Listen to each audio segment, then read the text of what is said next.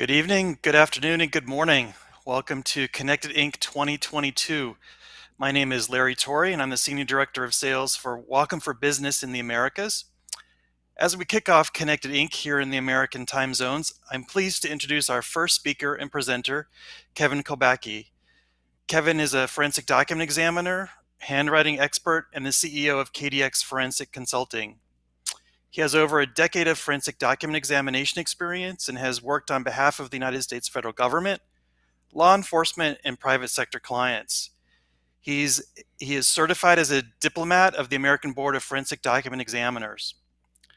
And as electronic signatures have become commonplace in our everyday lives, both personal and professional, we rarely stop to think about how our signatures are authenticated or how they may be analyzed if they were ever come into question.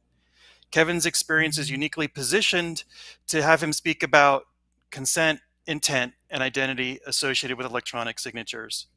Kevin, welcome to Connected Inc. The floor is yours, and I'll join you again for Q&A at the end of the presentation.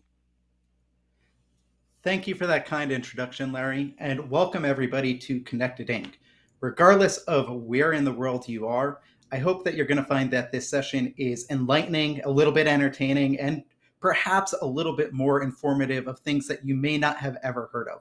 Whether you're a layperson who just signs for your coffee in the morning, or you're somebody who's signing for business, signing contracts, whatever it may be, or even if you're an expert, I think there is going to be something over the course of the next about hour and a half to 2 hours that is going to find for each of you. Today, as Larry mentioned, I'm going to be speaking about consent, intent, and identity, and we're going to specifically evaluate the forensic reliability of various e-signature solutions. Now, as Larry mentioned, I am a forensic document examiner, and for many of you, you may not have ever heard of this job title before. So we're going to start first by introducing what a forensic document examiner is and what we do.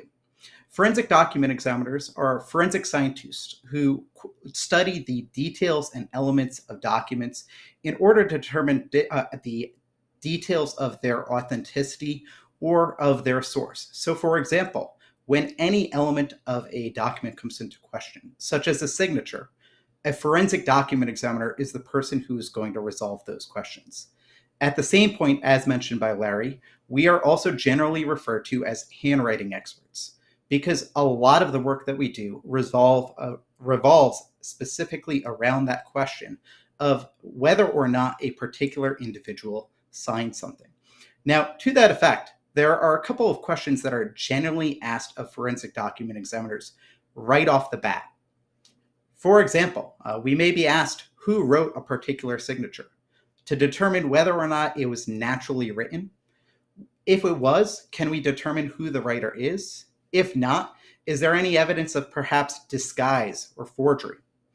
At the same point, we may be asked questions such as whether or not a document was altered or when it was prepared. In fact, these questions are barely scratching the surface of the many different things that we as forensic document examiners cover. Our scope of expertise is actually quite broad. Handwriting and signature authorship, digitally captured signatures, looking for alterations, looking at printed output, looking at typewriters and charred and liquid soaked documents, or even reconstructing shredded documents. Pretty much anything and everything involving documents can come into a forensic document examination lab. Now, today, we're going to be focusing predominantly on these first two topics, handwriting and signature authorship and digitally captured signature analysis. Now, one of the first questions that we're going to have right off the bat, so we're going to get it out of the way, is handwriting examination actually reliable? You may not realize this, but since about the 1600s, signatures have actually been required on many different types of legal documents as a means of executing those transactions.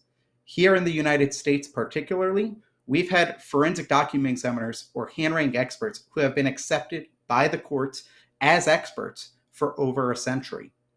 Now, one of the important things is that there has been extensive research that has been conducted within this field that show that handwriting experts, when they are actually properly trained and are following industry standards, are actually quite accurate and reliable at determining authorship.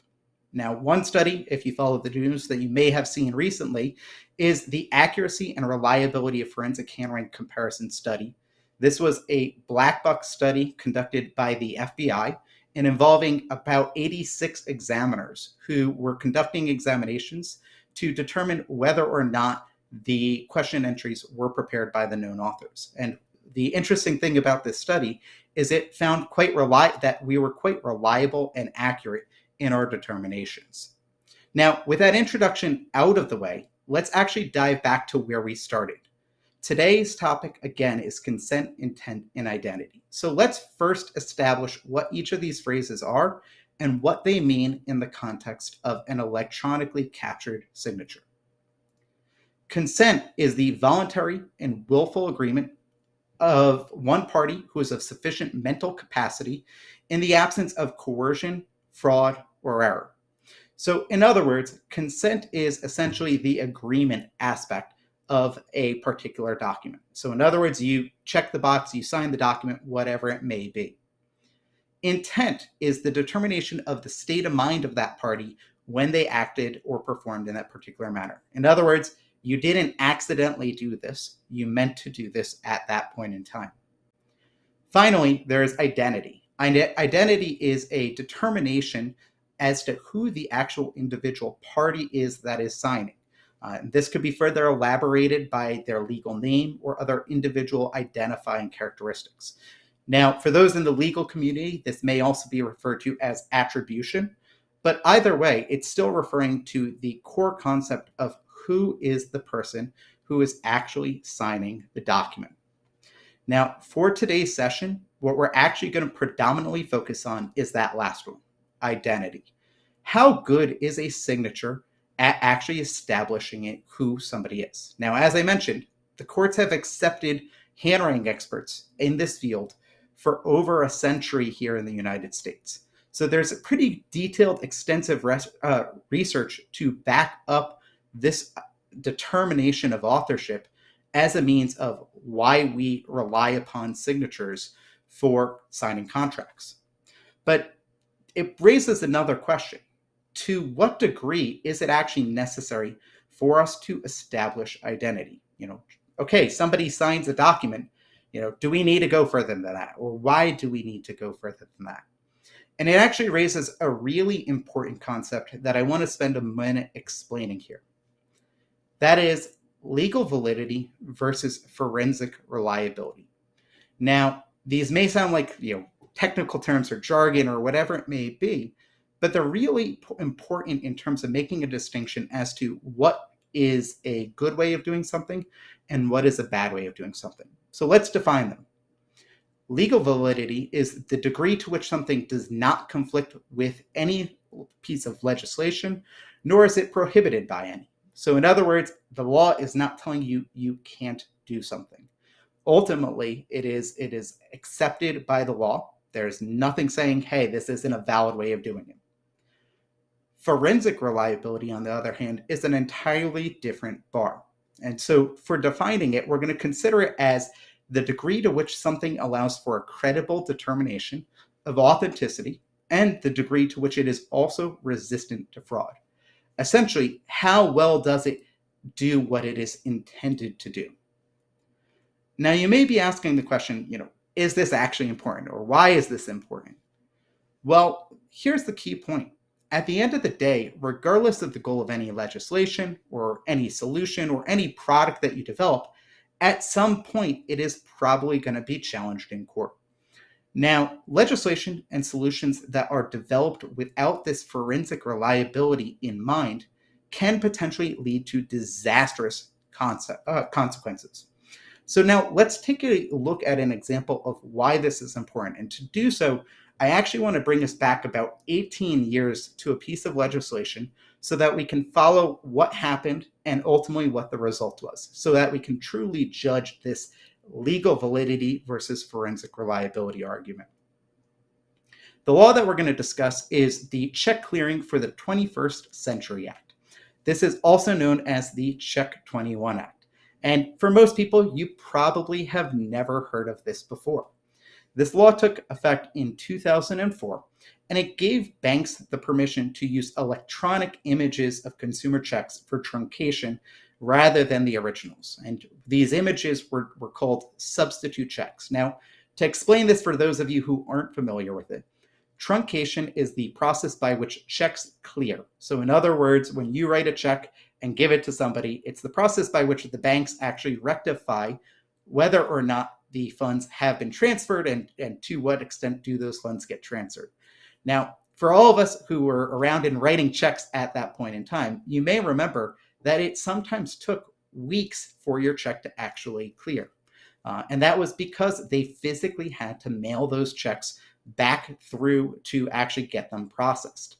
Now, for those of you who may not be quite as old to have written checks, you may remember the movie Catch Me If You Can, in which that is exactly what was being taken advantage of. By altering where the checks were going, they could delay that process further, and by the time anybody caught on, they were well gone. Now, let's take a look at the actual Check 21 Act, what it said, and then let's take a look at what it actually resulted in. Now, I am not an attorney. I am not asking you to be an attorney. So what we're going to do is just going to highlight some of the key components of the Check 21 Act. First and foremost, in the actual general provisions, it has a section called legal equivalence that stated that these substitute checks shall be the legal equivalent of the original check for all purposes, so long as it accurately represents all of the information on the front and the back of the original check as of the time that the original check was truncated or sent off. Now, this seems pretty straightforward. So what could be missing? I mean, how much detail does a law actually need? Well, in the case of Check 21, there are actually no technical requirements for those substitute checks. So it didn't specify that the banks had to do them in color, scan them into any particular file format, have them at any particular resolution, or any of the details of how that file was actually captured. Now you may be thinking, what's the worst that could have happened? Well, for any of you who have sent a check or received a bank copy of a check in a while, you already know where this is going. Bank checks went from looking like this, this is actually a scan of an original check. Let's treat it as if it is the original for the purposes of this conversation, but you could see all the detail of it. They went from this to something more like this. Now, it's black and white. Clearly, it appears to have a little bit different of a resolution. You may have lost some of the detail, particularly the background characteristics. But is it really that big a deal? I mean, you can see the text, you can read the signature, you can read the amount. Is it that big a deal that we lost that detail? So to be able to understand this, let's talk for a moment about how we actually conduct a handwriting examination. Now, when a forensic document examiner is conducting such an examination, we're relying on standards to do so. And the standard for forensic document examination and handwriting examinations is put out by the American Academy of Forensic Sciences Academy Standards Board. And this is actually a brand new standard that came out within the last few months. Now, when a signature is being examined, there are predominantly 4 steps. There's an examination of the question signature, examination of a series of known signatures, a comparison between that question signature and known signatures, and then an evaluation of the results. Now, there are many, many sub-steps to each of these, but ultimately, those are kind of the core components of how an examination is conducted. Now, you may be asking, well, what are we looking at? Well, first and foremost, we'll look and see, is it perhaps an original versus a copy? What is the type of writing? Are we talking about handwriting, cursive, hand printing, or a stylized signature versus a legible signature? We may look at complexity. How difficult is something to have created? Is there any evidence of perhaps it being a cut and paste or a duplication, or perhaps a simulation or tracing? Additionally, we'll look at various features, speed of execution, and distortion. Now, you may be thinking right off the bat, but wait a minute, how do you do this? My signature is always different. Well, that is normal. That is what we expect to see, actually. And it essentially boils down to what we call range of variation.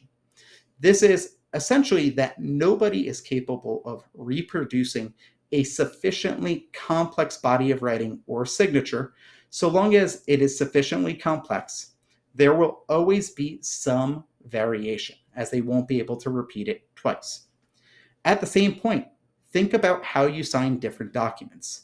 I would be willing to bet that how you sign, let's say, a coffee receipt in the morning versus a legal document versus a bar tab at the end of the night or a greeting card, you may have different signature styles depending on the formality of the type of document that you're actually signing. So, how can we possibly conduct this examination? I'm sure you're wondering. Well, what it equates to is ultimately that we need to have a sufficient amount of known writings so that we can figure out what is in that person's range of variation, and what is not within that range of variation. So that when we look at that question signature, we can say, hey, this is within the range of variation. There's no evidence that suggests, hey, somebody else may have written this or traced it or cut and pasted it. Thereby, the result is this is written by this individual. Versus if we find things that are outside that range of variation, that would lead to a conclusion that is very different. Now, you may be wondering, well, what kind of features do we look at? Pretty much everything. Here is a list of about 38 of the features that are specifically referenced in the ASB standard. And just to name a few of them, things like distortions, speed, formatting, range of variation, cross strokes, skill level, initial strokes, terminal strokes. All of these really subtle elements are ultimately what we'll be looking at. So things like height and size relationship, or the relationship between a word and the baseline, the line that goes underneath the signature. Ultimately, all of these elements are things that get considered when we're establishing range of variation and looking for similarities or differences to that range of variation. Now, let's take a look back at that question check. Let's see if we're actually able to conduct that same level of comparison on this copy versus what we could have done with the original. Now, looking at the check, again, it is black and white. It appears to be a relatively low resolution, but really kind of how bad could it be? So let's take a look only at the signature. And what we're going to do is we're going to compare that signature to known specimens of that same writer, and we're going to see, are there any similarities? Are there any differences? And go from there. As you can see on the screen, we have this signature of Bob Smith, and we have a series of known signatures by Bob Smith. Now, we only have 4 for the purposes of this examination. Generally, we would want a lot more, but in looking at them, they're relatively consistent with one another in terms of how letters are formed. So, for example, the uppercase B with the pointed top and the semi-rounded portion of the bottom. We've got the height and size relationship, or the terminal stroke of the H. We also have that weird looking S formation. Now, when we look at this question signature versus these known signatures, you can quite readily see, okay, there at least is some level of visible pictorial similarity to the known signatures of Bob Smith. There's nothing that is glaring right off the bat as being inaccurate to the range of variation established by these 4 known signatures. So let's take a closer look and see if maybe, if we put it under the microscope, is there anything else that may raise an alarm bell if we look at it just a little bit closer? All right, so here we go. Now the baseline, we can see we've lost a lot of detail of that. On the baseline of most checks these days actually has text, microtext written there. So we obviously can't see any of that information. But in looking at this signature, there isn't a ton that looks too off. We may say, for example, that the top of the B, that pointed segment, looks like there may be something going on here. At the same point, if we look at the last name, particularly that S, that horizontal bar compared to that diagonal bar, that very angular formation, isn't something that we really seemed to have present within the known specimens that we are looking at for Bob Smith. So Overall, I would say there are some minor details that might be suspicious here, but are they really that bad? I mean, are these things that are going to allow an expert to say, hey, this was not by this individual? So let's now take a step back and look at this as if we had the original instead. So now here is the original. As we can kind of see, there are some elements of this that look like they were relatively fast written, such as the crossbar of the T. But in looking at other details, there are some components that look a lot slower. For example, that previously mentioned spot on the B, as well as the crossover on the S. There are also a few other points that appear to be a little bit thicker, particularly around the changes in direction. So for example, let's look at the top of the H. That doesn't really look clean, as if it was done with a single stroke.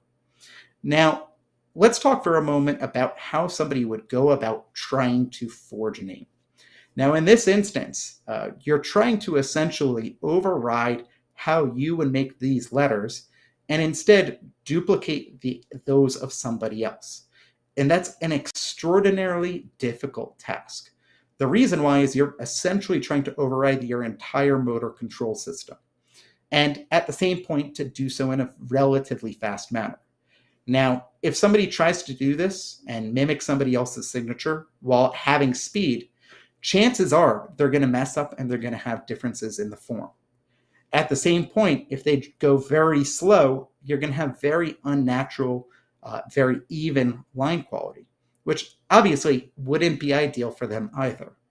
So there is a middle step, a technique that is utilized by people who are trying to do this to make it a more manageable task. And to do so, what they do is add what we call pen lifts.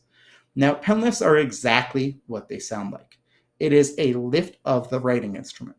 Now, there are normal, natural reasons to lift a pen.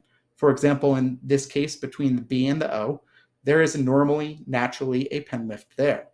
However, what they may do is add pen lifts where they do not belong within the individual signature. And by doing so, they break it down into far more manageable components. Now, the previously pointed out top of the B and the S, both of those are things that I would have suspected may have had some evidence of potential pen lift. However, they wouldn't have been sufficient for us to actually say that based off the copy we were given. Now, in this particular case, we have the original. So let's actually go through it. And I have done a microscopic examination of the signature to see how many pen lifts are actually present. And so let's watch and see.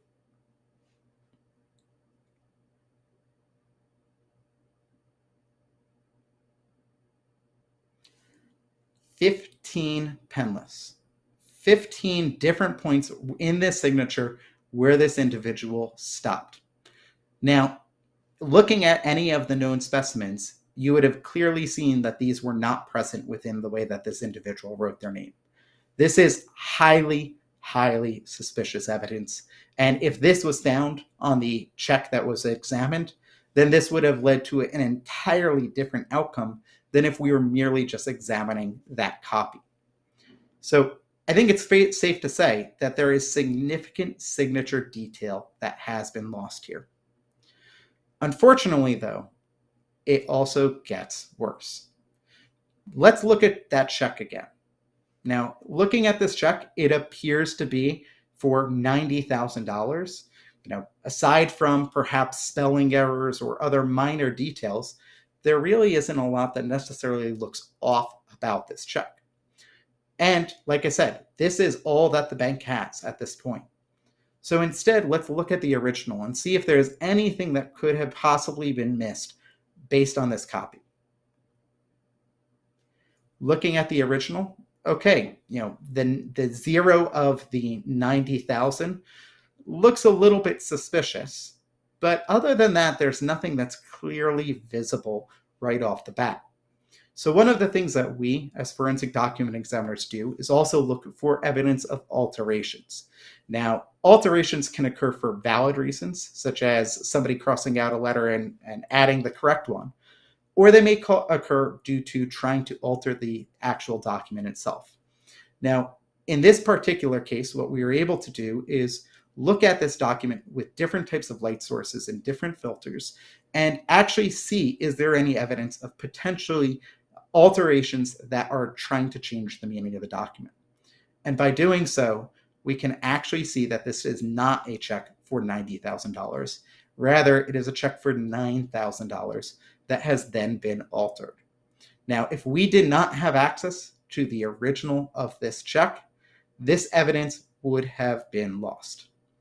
Now, I think that's pretty clear at this point that just because something is legally valid does not make it forensically reliable.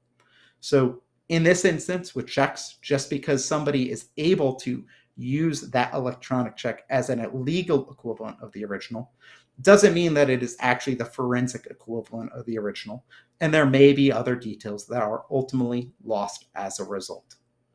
So now you may be asking, wait a minute, aren't we at a thing about e-signatures and digital ink and forensic reliability? So let's take a step and actually get back to that. How are we talking about this, and how is it relevant to e-signatures? Now, just like Check 21, e-signatures are governed by a law. Here in the United States, this is the Electronic Signatures in Global and National Commerce Act. This law was actually passed all the way back in 2000 and is known as the e-Sign Act. Now, think about that for a moment. This is a law that came out before the iPhone. How much has the world changed, technologically speaking, since this law came out?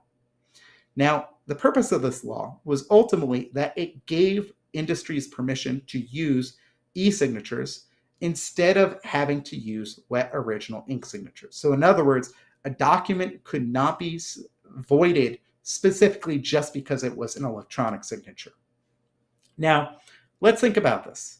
You're talking about old technology at that point in time. How could this have done compared to what we saw with Check 21? So let's look at the provisions here. Again, I'm not asking you to be an attorney. I've extracted the relevant portions here.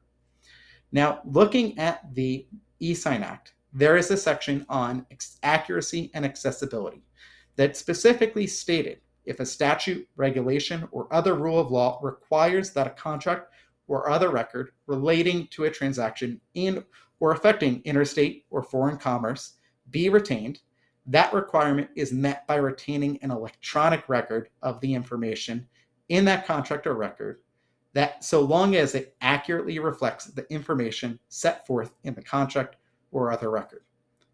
That sure sounds a heck of a lot like the legal validity that we saw, or legal equivalence, I should say, that we saw within Check 21. Now, let's see, does this have any more merit to it? Is there any more technical information, perhaps, given that this is a truly technical topic? Well, the extent of it is actually the definition. Specifically, the e-Sign Act defined an electronic signature as anything that an electronic signature means an electronic sound, symbol, or process attached to or logically associated with a contract or other record and executed or adopted by a person with the intent to sign the record. Now, that sounds really vague, and you're not wrong if you think that, because it is very vague. There isn't really a lot of technical specs on this legislation that has governed e-signatures. Now, you may be thinking, well, surely e-signatures are faring better than the checks, right? And I have a feeling now at this point, given what we just went through, that you probably have a feeling on where this is going and what's coming. So let's take a look at a couple of real-world scenarios of actual deployments of e-signatures, and let's see whether or not you think that these are forensically reliable. Real-world scenario number 1. An insurance company's e-signature for enrolling in a policy looked like this. Quite literally, I agree to electronic consent terms and condition. My selection of I agree constitutes my electronic signature to those terms. Check. That is the entirety of this electronic signature. Let's go to scenario number 2. This is an important banking document where the electronic signature looks like this. Now, you may be thinking at first glance, well, that doesn't look too bad. Unfortunately, this is a font. This is not actually a signature. And we'll get into why that's important in a moment. Real world scenario number 3. A signature on an important banking document looked like this. Okay, it looks a little bit shaky, but is there anything else about it that may, raise question? Well, in this particular instance, this same signature was actually then applied onto every single document that required signing in this transaction. The same exact signature. Let's go to scenario 4, and then we're going to take a step back and evaluate what is wrong with each of these. In scenario 4, somebody goes to sign for a rental car, and this is the e-signature that appears on their rental agreement. All right, this looks like a signature. It looks like somebody actually took an effort to draw the signature. However, this is as it appeared when that was signed. Let's take a look at what that signature actually looked like when it was applied to the document. Now, you may say at first glance, well, these look pretty similar. And then you'll start looking at it and say, wait a minute, something seems off here. And you're not wrong. There are clear differences that are occurring between, for example, the uppercase letters, looking at the G, the J, or the D, as well as some of the more subtle characteristics as well, the H, the N, the O. Ultimately, looking at the signature, there's a lot of things that seem wrong. Now, to clarify, this is the same exact signature. So what's the difference here? How did this happen? And is it really that important? So let's take a step back and evaluate each of these scenarios. In scenarios 1 and 2, these e-signatures are not actually establishing the identity of the signer. It does not say who checked that box. At the same point, it does not actually say who typed that name. Anybody could do these things. So ultimately, these e-signatures are not actually verifying identity or securing identity by any means. In scenario 3, the e-signature that appeared then on every single document, while we may use that same signature to compare to known writings of that individual to see did they possibly sign it, the problem is that by applying that same signature onto each and every document, it somewhat loses that forensic reliability because that same signature then can be applied onto any other document. This is no different than people who save an image of their signature and then just drag and drop it into every document that they need to sign to save themselves time. Ultimately, by doing this, it loses that level of reliability that when a document comes into question, it is very hard to dispute that accusation at that point in time. Finally, with scenario number 4, we actually have a little bit different of a problem. The e-signature solution in this case is actually fundamentally altering that signature. So as I talked earlier about range of variation and how no two signatures are going to be ever exactly the same so long as they are sufficiently complex, by taking that signature and normalizing it or trying to beautify it and make things more round or how you would think the writer would have wanted it, you're actually fundamentally altering the data behind that signature. So if that person then comes back and decides to dispute that signature, unfortunately, that signature is no longer how they signed, and it may be fundamentally different than the range of variation of how that person signs their name. So that level of comparability that we may have back to their known writing is significantly diminished, if not entirely removed, because of that attempt to beautify the signature. Now you may be thinking, well, isn't e-signatures more than just the image? Isn't it more about the data? And that brings us to a really important point. We're going to talk about something called decoupling. Now, many e-signature solutions are relying purely on that data. That checkbox is relying on that data, same as that font is relying on that data. Essentially, they're relying on the information around the transaction to verify identity. So for example, your email address, your username, your password, your PIN, IP address, phone numbers, digital certificates, and more. All of these things are information surrounding the transaction. But the question is, do they actually secure the identity of the individual, or is it merely circumstantial evidence? Now, the problem is, in most instances, this data can actually be decoupled from the individual. Now, decoupled means removed from the individual and ultimately then disputed as a result. So essentially, it's the equivalent of if I give somebody my credit card to go buy something at the store and say, hey, here's my PIN. That information no longer links back to me.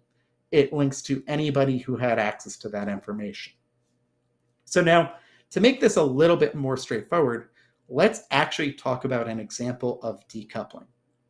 So we're going to consider a standard e-signature solution for a moment that's going to send a secure link to your email address. And so for this, I actually have a series of questions for each of you who are watching.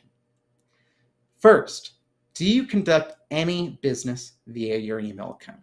So in other words, you're signing up for insurance or healthcare or whatever it may be. Do you use your email address to receive that information as part of that transaction? For most people, the answer on this is going to be a clear and resounding yes, of course. Second question, does your email account remain logged in on your phone? Now, for some people, you may have an extra password to access your email account, but I would argue that the vast majority of people are always logged in. Well, I'm the only person who has access to my phone. So how is somebody else going to have access to all the sensitive data? You may protect your banking information, but I would argue most people probably don't protect their email account to quite that same extent. So final question, does anyone else have access to your phone? Does your significant other know your password? Ultimately, at the end of the day, if somebody else has access to your phone, congrats. They've essentially defeated many of these early e-signature solutions that relied purely on this data, because now that information can be decoupled from the individual, and it opens the door to the question of who actually signed a document. This would be the equivalent of sending an email with a contract to the default email address for the entire company. Sure, somebody at the company logged in and signed the document, but who is that person and did they actually have the authority to do so? It raises a lot more questions than should have to be answered when you're trying to rely on this document for a transaction. So here is the reality check. Many e-signature deployments are not actually properly configured to secure the identity of the signer. Now you'll notice I emphasize the word deployments. Many solutions have ways of bolstering the ability to secure identity through other additional services and things like that. But again, those are all things that either can be decoupled or rely on extensive external infrastructure in order to secure the identity of the signer. And the second reality check is that ultimately, at the end of the day, by the time most documents are actually being disputed, in most instances, that data is inaccessible. So we may not have access to the metadata or the certificates that are associated with that signature. Instead, all we have access to is the visible mark on those documents. I can tell you that I personally have been approached on cases where signatures like the 4 that you saw earlier have actually been in question, where somebody wanted to know, did somebody write this font-based signature? The reality is, people don't necessarily understand this technology and the extent to which it can help us with establishing who the identity of a signer is. So that brings us to the core component and the second half of this presentation, where we're going to actually evaluate the forensic reliability of e-signature solutions. Now, as a disclaimer, I am a forensic document examiner and a handwriting expert. I am not a digital forensics expert. I am not going to talk about those certificate-based data. I'm also not going to talk about all the many ways that you may look at the circumstantial evidence around a case to establish the identity of who signed a document. Instead, we're going to talk specifically about the visible signatures that are left as part of these e-signatures, and to what extent are they actually forensically reliable. So now let's take a look back at the eSign Act for a moment. Per the eSign Act, an electronic signature was defined as an electronic sound, symbol, or process attached to or logically associated with a contract or other record and executed or adopted by a person with the intent to sign the record. Now, that probably seems pretty vague. And it is. Think about when this was written. We're talking 20 plus years ago. Technology has changed drastically. So how can we actually break this down into a way that we can truly have a discussion on forensic reliability when kind of anything goes in terms of e-signatures? So thinking about breaking things down, let's look at what options are out there. One of the core elements is what is called the EIDAS regulations out of Europe. Under EIDAS, there are categories of e-signatures. Within the EU's Electronic Identification and Trust Services regulation, it actually defines 3 specific categories. These are the simple electronic signatures, or SES, advanced electronic signatures, or AES, and qualified electronic signatures. Now, I'm sure all of you are kind of scratching your heads saying, what the heck is this? So let's break it down really simply for all of you. Here are the breakdowns of what each of these are. Now, I know there's a lot of information on the screen, so we'll go one by one. A simple electronic signature is a very basic signature for everyday transactions. So think of buying your cup of coffee in the morning. This is utilizing other information such as your email address, access codes, a scanned signature, or a tick box, something very, very basic to sign a document or sign a transaction. The next level up in terms of security is the advanced electronic signature, in which it must be uniquely linked to the individual. It must also identify the signatory, and the changes must be detectable. So for this, for example, you may be required to upload a scan of your driver's licenses or something to that effect, where your identity is actually being verified in some fashion. And these are also only issued by e-trust service providers. So there's a level of requirement that the people who are issuing these know what they're doing. So that's a little bit of a step up, certainly from the check boxes that we were seeing earlier. Finally, you have the qualified electronic signatures.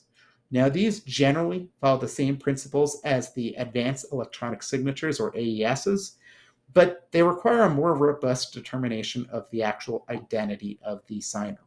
So this can require a face-to-face or an electronic equivalent. So hopping onto a live session where somebody's going to tell you to look around, they're going to look at your ID, make sure that you are who you say you are. And ultimately, these are going to be also associated with an electronic certificate from a qualified provider. So essentially, these are e-trust service providers that also have the ability to author certification authority abilities.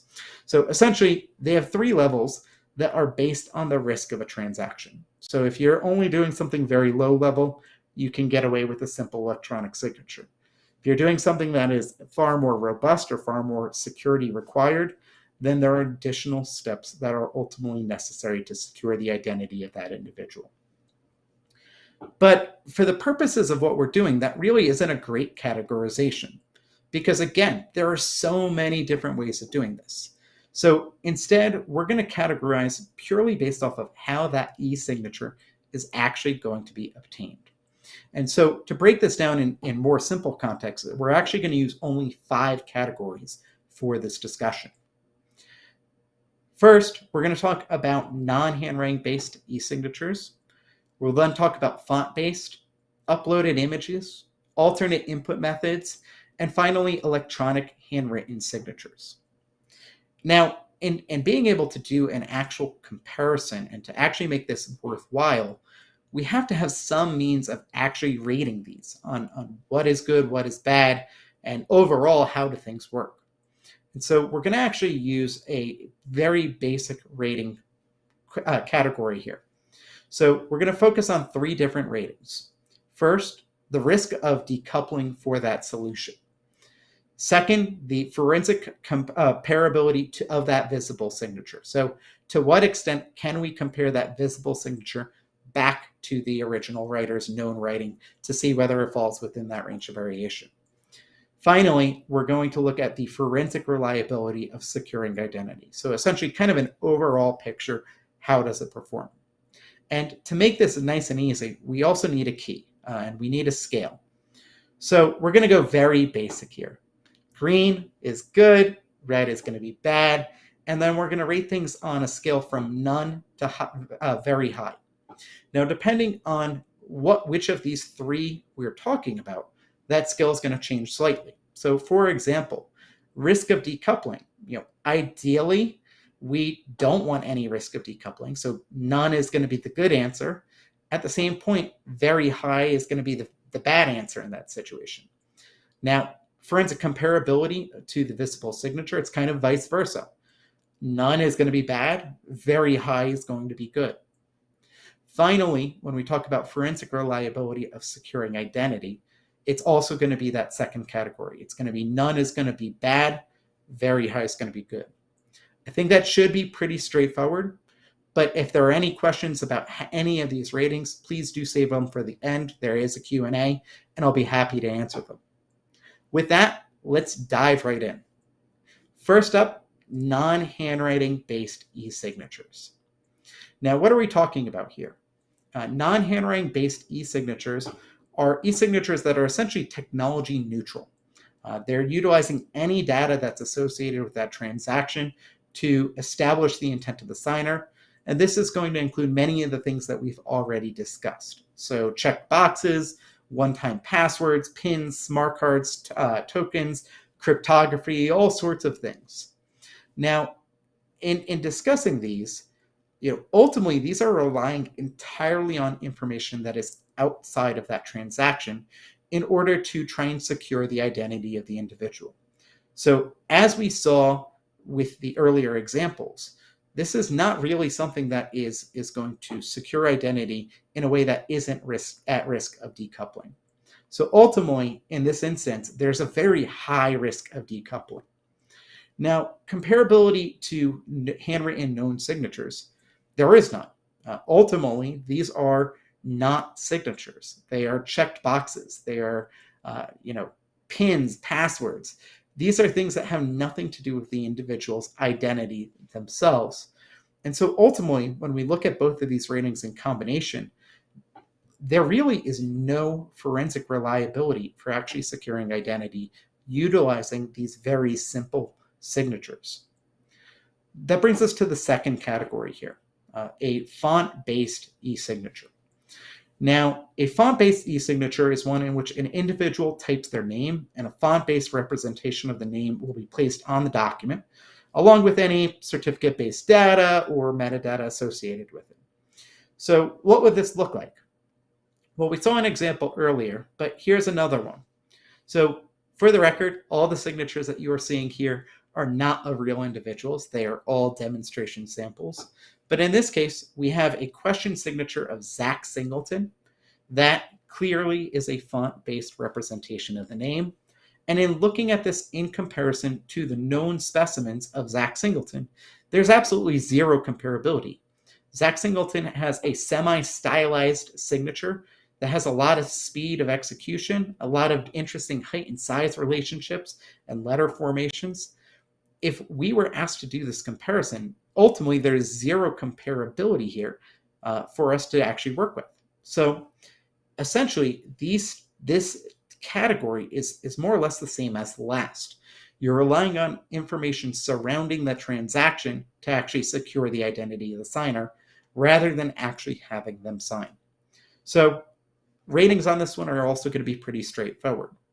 The risk of decoupling is going to be very high because, again, it's not an actual signature. The forensic comparability of the visible signature is also going to be none. It's not an actual signature. It would be the equivalent of if it just displayed a smiley face for us to compare to the signature. There really is nothing there. Finally, forensic reliability at securing identity. Again, there really is none here. The solution does not work at actually identifying who that signatory is. That brings us to a third category. This is a little bit more interesting, and this is uploaded image e-signatures. Now, with an uploaded image e-signature, it's a little bit different because an individual is actually going to use their cell phone to upload an image of a signature that is then placed along on the document along with any embedded data. And so what does this kind of look like? Something like this. So in this case, you can see there's an image of this signature of Catherine Watson. And in this case, all right, it looks, definitely comparable. There's a lot of height and size relationships. Now, we obviously would want to see additional known specimens for comparison here, but there's definitely the possibility of conducting a comparison back to this individual. Now, one thing to note is that the way that these are actually embedded may actually lead to distortion. It may only have so much space for the signature, so it may shrink it in various proportions. So there are some considerations here, but at the very least, there's something to compare. Now let's discuss it a little bit further. Now, in this case, you are talking an actual biometric signature, something that is executed by an individual. But all this is actually doing is merely establishing that the person who is quote unquote signing this document had access to a signature of that individual. It is not actually establishing that the person is signing it on the spot. It would be one thing if it was like this, where we have a camera and you're watching everything that I'm doing and you see me execute a signature. But that's not what this technology is doing. In fact, it is quite akin to the previous ones that we've talked about. So in terms of the risk of decoupling, it is high because ultimately there is a significant risk that somebody other than the individual may have had access to a signature and may have been able to upload it. On the contrary, though, forensic comparability of that visible signature is actually pretty high because ultimately it is an actual signature. We can compare it back to known specimens and determine whether or not that original signature may have been prepared by that individual. But in terms of forensic reliability for securing identity, it's actually pretty low because, like I said, it's not actually securing the identity of the signer of that electronic document. It is merely establishing the identity of whatever signature that person had access to. Now, it may be a person, it may not be, but the e-signature solution as deployed here would not be capable of making that distinction. That brings us to our fourth category, alternate input method e-signatures. Now, these are a little bit more interesting, and these are a lot more common, especially in this day and age, given the prevalence of different input devices. Now, alternate input methods are going to be things such as drawing with your mouse or drawing with your finger, and the resulting image then being placed on the document along with, of course, any certificate-based or data or any metadata associated with the transaction. So now let's take a look at these and see how they actually compare. In this instance, we have a signature of Melvin R. Cobb along with known specimens of Melvins. And looking at this right off the bat, there's a lot of similarity here. Looking at this signature, a lot of height and size relationships that are really nice. Relationships to the baseline all look relatively consistent. At the same point, things do generally fall within the range of variation. You do have that nice extended flourishing stroke, but looking at it, it looks relatively shaky, which raises the question, is this actually a forgery or a simulation? Or is this possibly a byproduct of the input method itself? For any of you who have tried to draw a signature with a mouse, I'm sure you have all felt the frustration of trying to do something that looks like your signature. And so this is a significant question at this point as to is this the byproduct of that input device. Now, this one I could tell you was actually done with a mouse, but let's take a look at another example utilizing a finger-drawn signature. Now, I'm sure everybody has at some point signed for something utilizing their finger. Most cash registers, it seems these days, are actually based on this type of technology. And so looking at this, in this case, the signature of Amanda Hutchinson, we see there are some interesting height and size relationships. The A looks relatively consistent to the way that Amanda signs her name. H also has very similar height and size relationships and proportions. And ultimately, the way that the terminal flourish becomes also the T crossbar also looks pretty consistent. But obviously, this is a far more simplistic signature than we're seeing on the known specimens. Now, all of the known signatures in this case are actually handwritten signatures. They're pen and paper signatures. And so the question that this raises is this a forgery or simulation, or is it a byproduct of the input method? How many people have a different way of signing when utilizing a different type of instrument, such as your mouse or your finger, to actually conduct these types of signatures? I would argue that the vast majority of people likely have at least some other version of their signature for different types of circumstances. So now let's discuss this. These e-signatures are actually obtaining a biometric signature, something that is executed by the individual, but it may possibly utilize a different motor program than a handwritten signature, so possibly limiting the comparability as a result. So in other words, writing with a pen is one program, but if you're writing with your finger, is that changing things? Now, again, these are also biometric signatures. One thing that they may possibly be capable of doing is collecting additional information, such as how long it took to execute that signature or other data such as that. However, in the vast majority of circumstances, that data is not accessible out of these types of signatures unless they are set up in a very particular way. So overall, the risk of decoupling in this case is actually relatively low. It is an actual act of the individual that is leading to that signature. So there's a significant level of possibility towards securing identity. At the same point, forensic comparability of that visible signature, I'm going to say that it's probably in that middle range. There are cases certainly where somebody may execute that signature exactly the same way. We also may be able to get them to sign utilizing a similar writing instrument to see, is it a similar signature? So there is absolutely some comparability here. It may possibly be impacted by the input method, so it doesn't get a higher score, but there is certainly some comparability. Finally, with respect to the forensic reliability at securing identity, again, this is going to fall on a medium because there is absolutely the possibility of conducting an examination with very limited risk of decoupling. However, we do have to account for that possibility that the input method may result in a slightly different signature than if we were just comparing pen and paper signatures. Finally, this brings me to the last section here. That is electronic handwritten signatures. Now, for the record, these are also generally referred to as digitally captured signatures, or DCS, and these are an e-signature in which an individual is actually signing a handwritten signature that is executed using a stylus and a digitizing tablet, and that resulting image is then placed on the document along with any data that are then also placed in the document as well.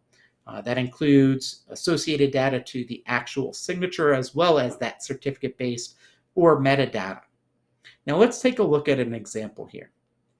And so in this case, we're going to look at a question signature of Wacom versus known handwritten signatures of Wacom. Now, looking at this, right off the bat, we can say, okay, there might be some pictorial differences here. We only have 4 signatures, but looking at them, there are some differences, and this does appear to be a relatively freely and naturally written signature on the left. So it raises the question, to what extent is this comparable? I would argue if the solution is set up properly and ultimately is capturing all of the details and all the actions of that individual, then it may be a pretty comparable signature to these known specimens. So, looking at this and discussing this, these e-signatures are actually obtaining a biometric signature. And ultimately, they're using the same motor program as the act of writing. So the same way that you sign with a pen and paper is generally the same way that you're signing with a stylus on a digitizing tablet. Uh, as a result, this is actually going to lead to direct comparability. And so looking at this, there's a very low risk of decoupling because at the end of the day, the act of signing is fundamentally linked to the identity of the signer. Second, the forensic comparability is actually going to be pretty high because it's the same motor program allowing for a far more direct and natural comparison of their writing ability between question and known specimens. Finally, the forensic reliability towards securing identity. In this case, it's actually going to be high because, again, we have a combination of low risk of decoupling along with a high degree of comparability to known specimens. So as a result, this is a pretty good specimen. But you may be thinking, wait a minute, didn't you mention other associated data with these DCS? And ultimately, I did. Ultimately, if these solutions are actually properly configured and properly deployed, they're capable of getting so much more.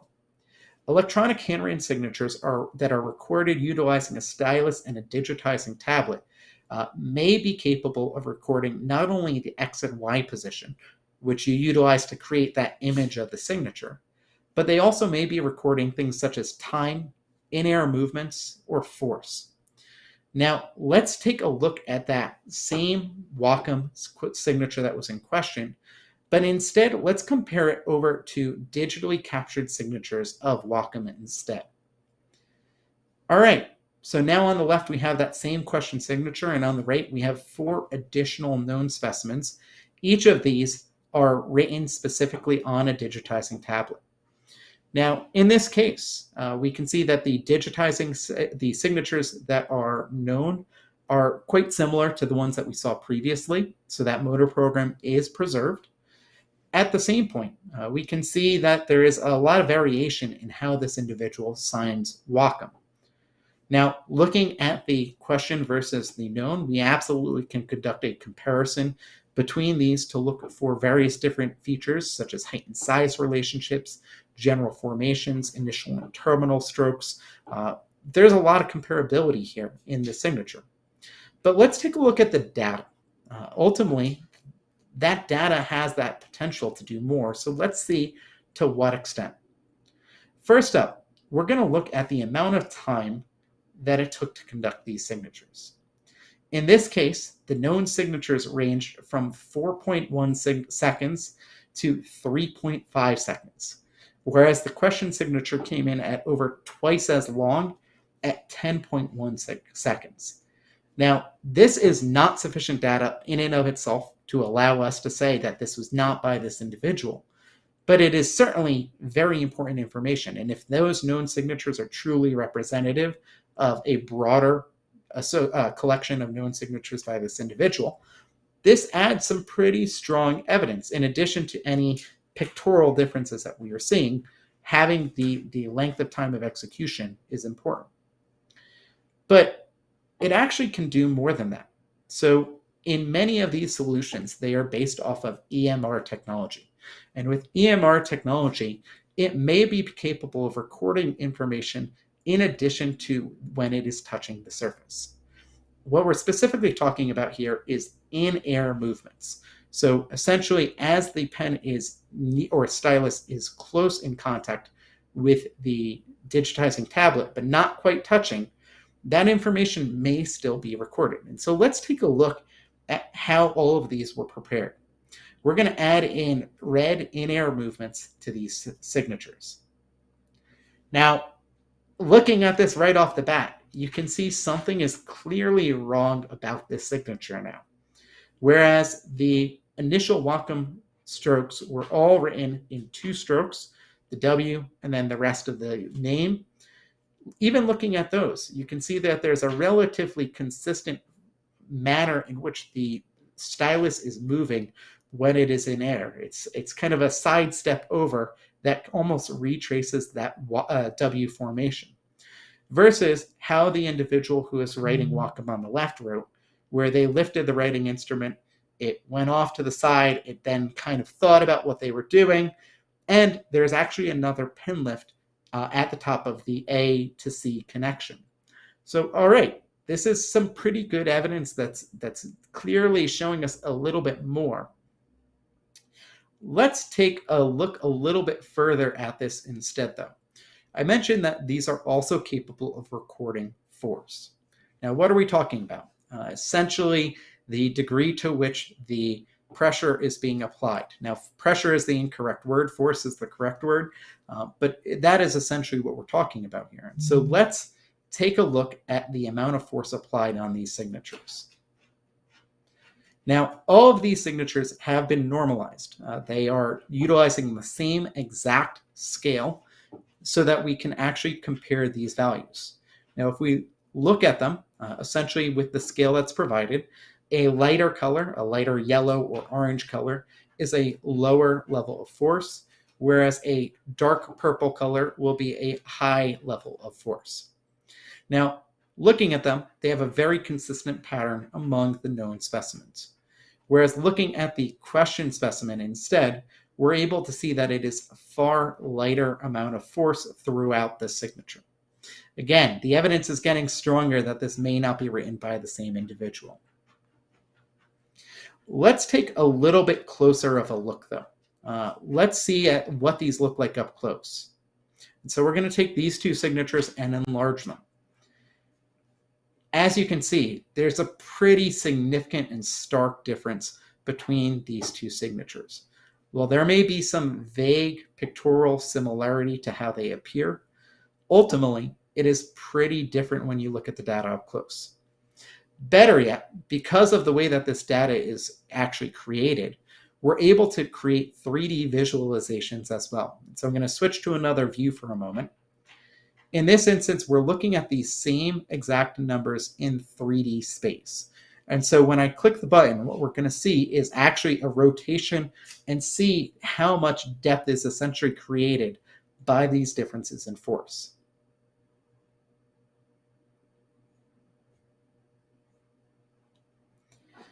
As you can see, there is a pretty significant and stark difference between how these signatures were created. Assuming that that right one is consistent with all of the other known specimens, and that those are truly accurate representations of how this individual signs, then that is clear and significant evidence that allows for a determination that this was done by a different individual. Now, let's discuss the electronic handwritten signatures again in the context of this additional data. Provided that the system is properly deployed to capture all of this information, the risk of decoupling is still going to be extraordinarily low. At the same point, the forensic comparability to that visible signature is actually high. And at the same point, the forensic reliability towards securing identity is in fact very high at this point, because we're clearly talking about a solution that is capturing not only the visible evidence, but also significantly and fundamentally more information about how that individual signs. Now, you may be asking the question, all right, this sounds great, this sounds really nice. Is it actually backed up by research? And to that effect, the answer is yes. Now, I'm only going to highlight a couple of the papers that have been published on this, but ultimately, there is actually pretty significant and extensive evidence and research that's being conducted in this space. First up, we have the features of digitally captured signatures versus pen and paper signatures, similar or completely different. That was published in Forensic Science International. This addressed whether the differences between writing on pen and paper versus a signature pad could impact or are relevant to a forensic examination. It was noted that there were some statistically significant feature differences, such as with respect to the size. However, these dissimilarities did not indicate a clearly different signing behavior that could potentially impact the forensic examination itself. At the same point, in other words, through the act of signing, that motor control program behind it is so largely automatic and remains stable even under various conditions, such as signing utilizing a stylus and a digitizing tablet. Another paper here is digitally captured signatures, a method for the normalization of force through calibration and the use of the zeta function. This is a piece of research that established that the DCS solutions that are out there are capable of capturing force and assigning pressure levels, but the information behind how this is being done on a solution by solution basis wasn't necessarily out there, leading to potential limitations with respect to comparability. If one is giving numbers based off of one formula and another off of another, that's pretty clear evidence that needs to be corrected before those numbers can really be properly compared. Accordingly, research was conducted to determine the functions that assign the actual pressure levels to those force values. And this is called the zeta function. And this ultimately resulted in the creation of a published methodology for actually normalizing the data between different solutions. So in other words, there's actually now broad comparability of various DCS solutions, even if they're potentially captured utilizing different devices, which is extraordinary information for us to be able to really move this type of examination to the next level. Another paper is the Chartelarius Technical Report on Forensic Handwriting Examination. This was something actually commissioned by Wacom, and it was an evaluation of how DCSs and pen and paper signatures compare from the scope of forensic handwriting examination. It established that DCS records the characteristics of the signature with adequacy for a forensic handwriting examination. It also stated that the DCS is actually recording biometric data in the same manner, regardless of whether it is set up in an advanced electronic signature solution or a qualified electronic signature solution. Those were the middle and higher level security versions, without the loss of the information that could in any way impact the examination. Essentially, the presence or absence of that higher level certificate did not impact the ability of the examiner to actually examine those signatures. So in other words, these are actually pretty reliable. Now, at the same point, we can't just have research. We also need standards for conducting this. And so there are actually two things to note on that front. First and foremost, here in the United States, the Standards Development Organization for Forensic Document Examination is the American Academy of Forensic Sciences Academy Standards Board, or ASB. And in their recent standard on the examination of handwritten items, it specifically states that the evaluation of pictorial images or the visual images from digitally captured signatures generally follows the procedures outlined in that standard. Essentially, it opened the door for examiners to be able to conduct these comparisons.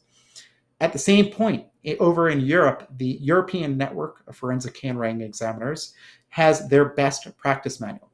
In their best practice manual is Appendix number 5, which is an overview procedure for forensic examinations and comparisons of digitally captured signatures and handwritten entries. This is an extensive set of documentation by the experts to actually determine the degree and how you go about conducting these examinations. In other words, at this point, there is extensive information out there for forensic document examiners to conduct forensically reliable examinations utilizing DCS. Now, we are at a Wacom event here at Connected Inc. So the question is clearly going to be out there of how do Wacom products fit in? Now, many people are probably aware of Wacom for their creative input devices. And while that is a key component of what they do, the digital inking technology is also a core component of their business line as well. And so on the business line, you have two sets of product, the signature pads and the pen displays. For signature pads, you have the Wacom STU 430 as well as the Wacom STU 540. These are relatively small devices that can fit on your desk. They're smaller than the size of a mouse pad. and ultimately allow for a pretty simple direct signing experience. The larger displays are what are known as the pen displays, and there are 5 of these that are currently available. Now, to show you how simple these actually are at signing, I actually have in front of me a Wacom STU 540. And so what we're going to do is actually provide a live demonstration real quickly of a signing experience. So what you'll see on your screen is a normal installation of Adobe Acrobat DC, as well as a plugin for the Sign Pro PDF. All we are going to do on this demonstration is draw a digitally signed box. As you can see, it initialized the signature capture. I'm now going to use the Wacom STU 540 and sign here.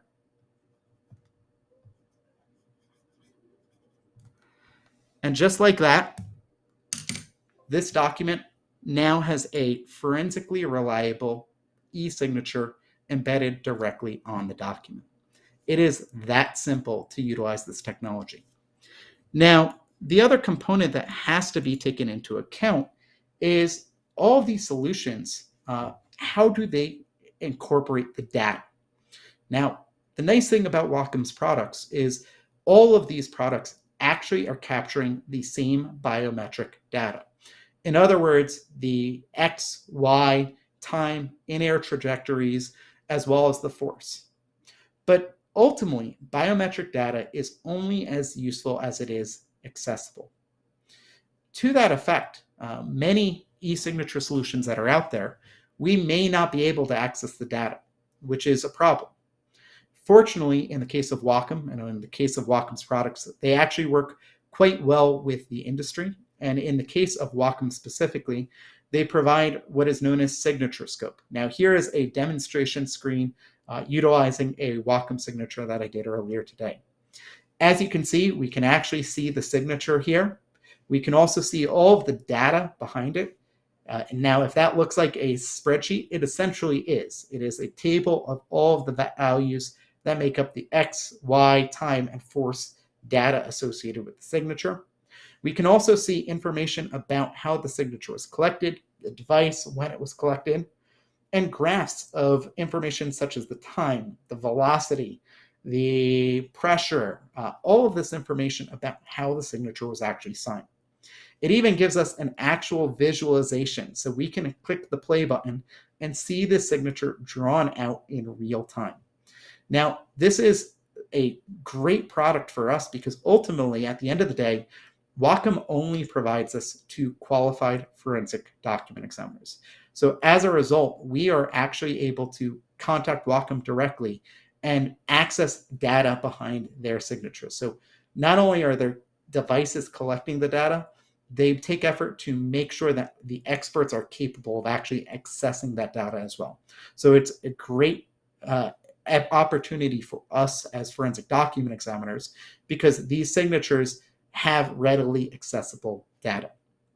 So ultimately, Wacom's products, when they are properly deployed to collect all of the information, so X, Y, force, time, and in-air trajectories, are actually enabling the collection of forensically reliable e-signatures that can be accessed by FDEs.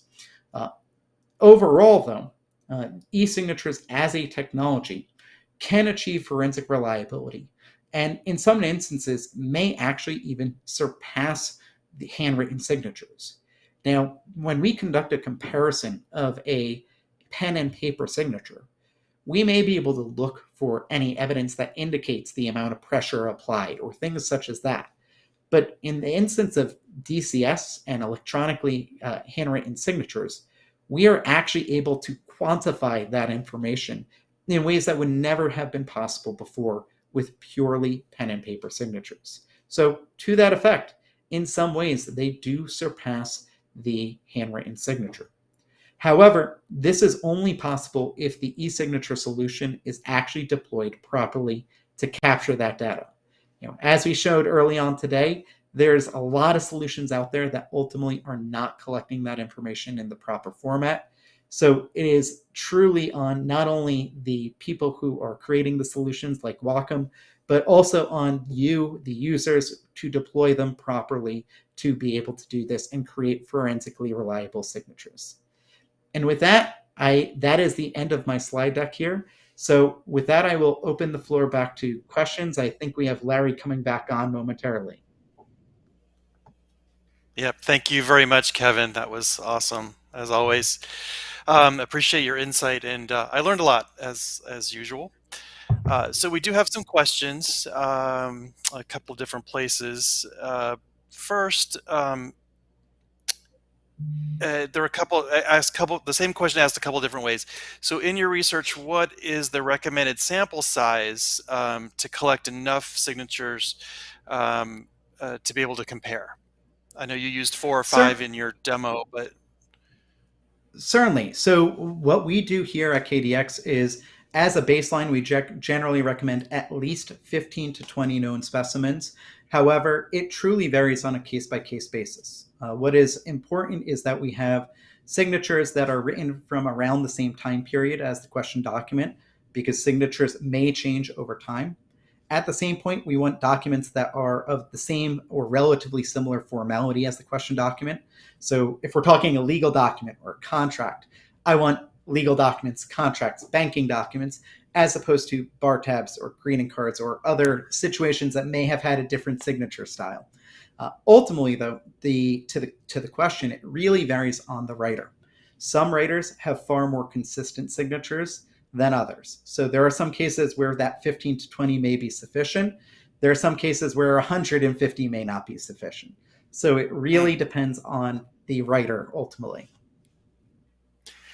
yeah, and it's sort of associated with that. So, would you collect all of them at the same time? Would you collect them over a short period of time?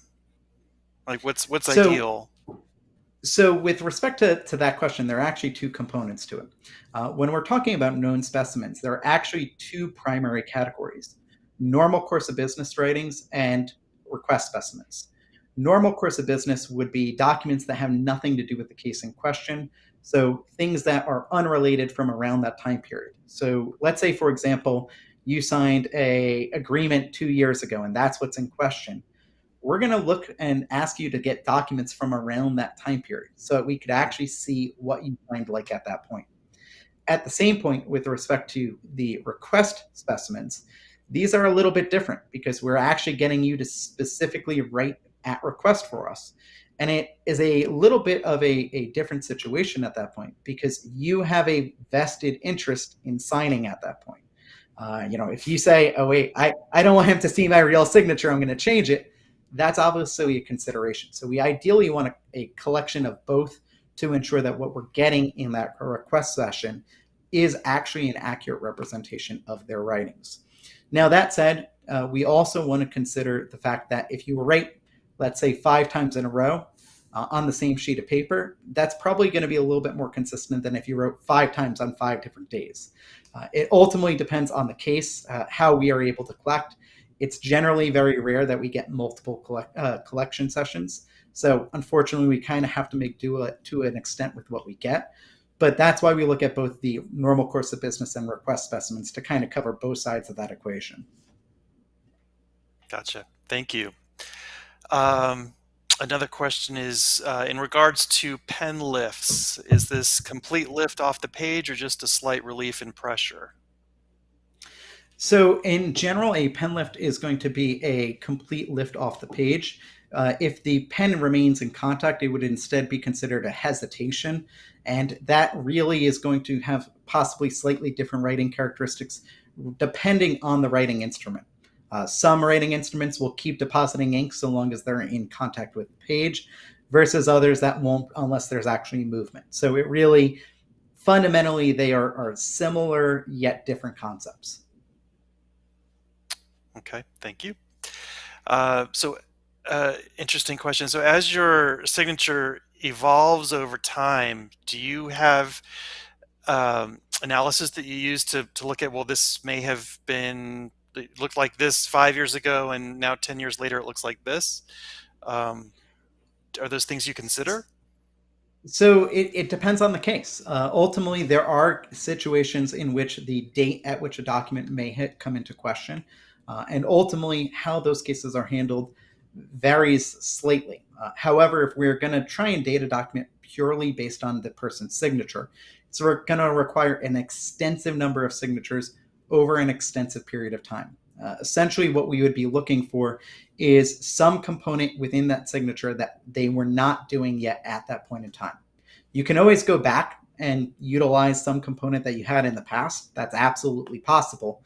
But if it's not something that you have done yet, so at some point in your life, you completely change the formation of this letter, okay, if we can establish about when that occurred and the signature has it, but the date is before that date, that may be a type of inconsistency that may allow us to make that type of determination as to whether a document may have potentially been backdated. However, it is an extensive number of signatures necessary, and there needs to be a pretty extensive or quite significant difference that is established during that time period for us to be able to make a successful determination in that matter. Okay, so this is a good one. What can I do to make my signature more difficult to forge? Are there things that I can do to uh, make that better? I do love that question, and honestly, it really depends on the person's signature. If your signature is a horizontal line, I can tell you that one's a pretty easy one. Add a little bit more complexity. Ultimately, though, what I would say is the easiest signatures are those that are short or very simple or very basic cursive writing, because ultimately, the person who's trying to forge that name or simulate that signature is able to rely more on their own writing capability. As long as they know the same writing system, you're talking, you both learn cursive in a U.S. Catholic school. Okay, you probably have a very similar baseline knowledge, so it's not going to be as much of a mental hurdle for them to make that attempt at simulating. If, however, your signature is highly stylized or highly complex, we're talking something that is more graphic information, less legible characters, and more cross strokes and things like that, that would certainly be a more complex signature at that point. Complexity really depends on the name, and it depends on the degree to which that individual has the skill level to produce a high level signature. All right, thank you. So, have you seen or been involved in actual questioned signatures or challenges to question signatures? And if you have, what has been the outcome? So, have you been able to impact the questioned digital signature document or electronic signature document? So, with a specific request to the electronic handwritten signatures or e-signatures specifically, two of the examples that you saw in the what not to do are from actual casework. Those are Okay, cases that were getting ready for trial, and ultimately you have to at that point tell them, "Hey, listen, sorry, I can't tell you who typed the name." That does come up. At the same point, electronic handwritten signatures, that last category, the DCSs, are starting to come into play. It really depends on the institution, whether or not they are properly collecting that information. I can tell you I've worked said cases, but unfortunately I can't necessarily disclose some of those cases. But sure. I can tell you they have started to work their way through the courts.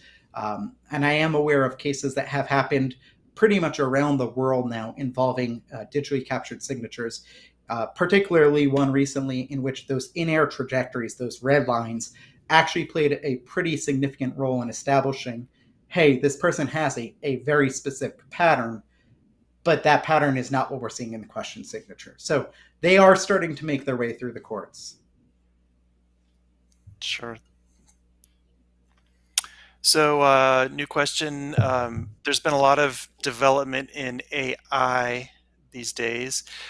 Is there any concern with AI forging signatures successfully? All right, so that's an interesting question, and definitely one to require thought. Ultimately, however, the ability to create a signature is purely based off of the that motor program. There's a lot of act that goes into it. Now, with respect to a normal handwritten signature, for example, let's start there.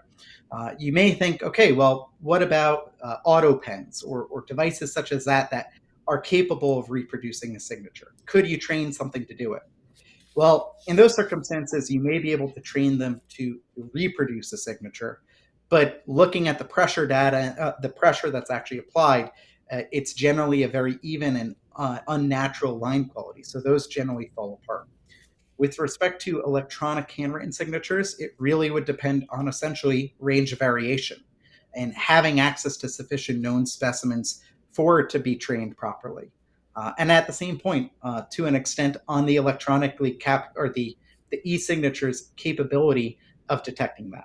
Like I said at the beginning, we're really only talking today about the visible component of it, but there is a lot of data that goes on in the background with respect to certificates that help rely and help enforce that transaction. So, you know, is it possible? Anything is in theory possible. Would it be extraordinarily difficult? Absolutely. Great, thanks. So I know we all have signed at the bank something.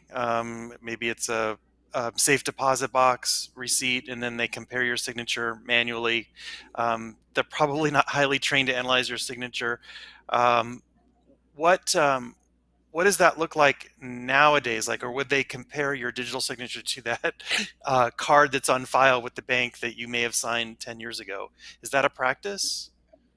It is, and that has not changed. And ironically enough, I mean, looking at when we're having this talk, yesterday for anybody here in the United States was election day, and so Hmm. anybody who went and voted went through that same process where somebody is looking at your record from 10 years ago, as to, oh yeah, this signature looks the same. Realistically speaking, that has not changed. The one thing that is always entertaining, though, is the way that process works is fundamentally different to what we as forensic document examiners are doing. They are looking for similarity. Okay, this looks kind of like the record one. I think it's you. Let's accept it. Hmm. Whereas on the back end, what we are doing instead is we're looking at a series of signatures and we're looking for the differences. We're looking for what isn't present here. And is that significant enough to say, wait a minute, this isn't by this individual? So there's absolutely a fundamentally different process. Now, the question actually raises another interesting point, which I think you'll appreciate as well, which is the possibility of replacing the teller looking at that signature. Can you replace it essentially with some other way of analyzing that signature to say, is it or is it not? And this is actually something that we call signature verification algorithms. Wacom, as you know, is involved in this space as well. And ultimately, it's something that is very much being evaluated to see whether or not you can compare a series of known signatures, purely electronic signatures or pen and paper ones, and algorithmically look at them and say, okay, is this or is this not by this individual? So the door is certainly open towards other ways of reviewing them at that level. But to what extent in various parts of the world has is kind of up in the air and will change over time, I'm sure. Hmm. Related question. How many years do we need to wait until we update, replace our old handwritten signatures in the instance of a safe deposit box, for example, with more forensically reliable digital signature? Like, is there a method to that? I mean, honestly, no, there really isn't. It's on every bank and every institution to make their own decisions. I Hmm. The example and the correlation that I like to draw is between what we did earlier, which with Check 21. Uh, that was essentially a decision at a very high level that adding adding detail to those images isn't worth the amount of money. So let's save ourselves file sizes. Right. And realistically speaking, I mean, as you kind of saw, it can have grave consequences for them. But somebody up the line makes a business decision on what is appropriate for their business. I could tell you there in some parts of the world seems to be a push towards better technology. Whereas in others, I'm sure we're going to be dealing with those black and white images forever. So it really varies depending on each company, each institution. That said, it's one of those things that I always, especially, for example, with that voting answer, recommend remembering or at least kind of knowing what your signature looks like on file. Because if your Hmm. signature, if you're signing something and it is your bar tab signature versus uh, your legible signature you would do on a normal legal document, your signature may be the reason that your vote isn't necessarily counted in that instance. So it is absolutely important to kind of know what your signature that they have is. Yeah, and yeah, and that's very different too. So if you talk about elections and comparing your signature to prove that it's you, um, versus your safe deposit box signature card or checks that get processed at your bank, it really becomes the risk of the bank, right? They have to just manage their risk versus cost of technology versus cost of deployment of something better. Is that Exactly. valid? And I mean, that's absolutely the decision that gets made at some point and at some level. Somebody is weighing out the cost of, okay, what's it going to cost us to get the digitizing tablets versus what's the cost if we let a check go out. I can tell you a Hmm. great example is, so I obviously used to work for the federal government, and as part of that capacity, I saw instances where checks are being questioned, and all we have is that bank quality check.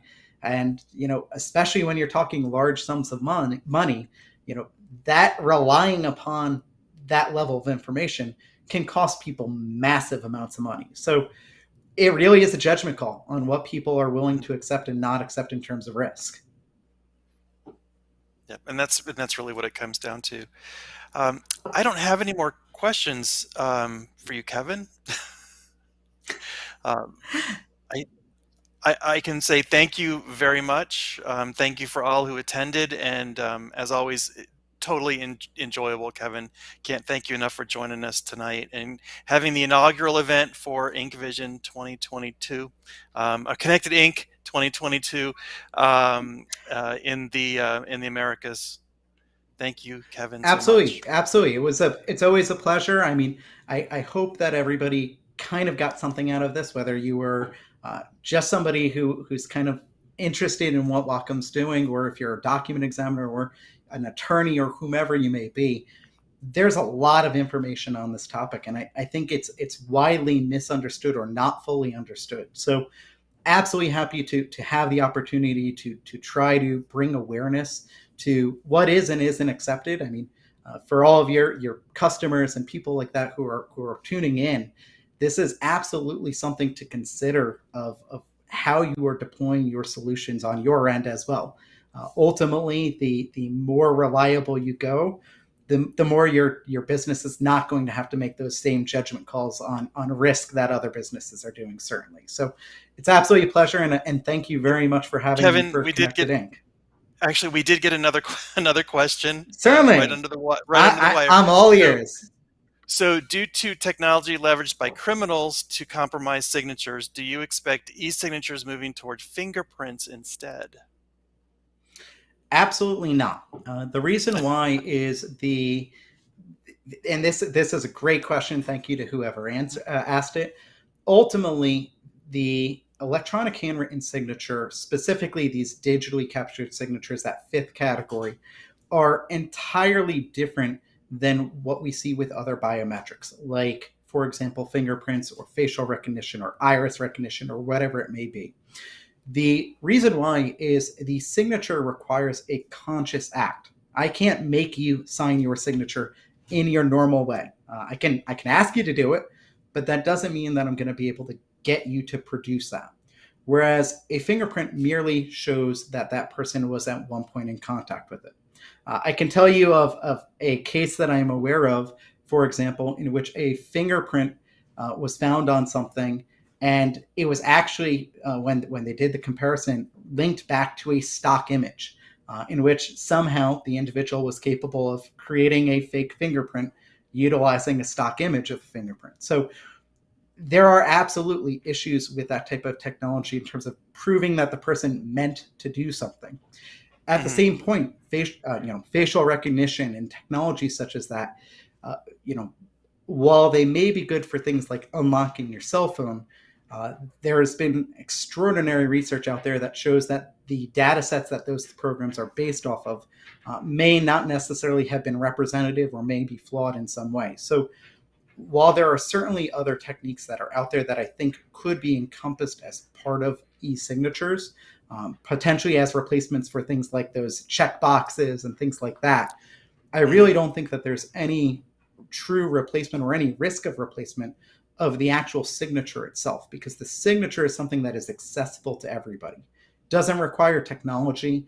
It doesn't require something to verify.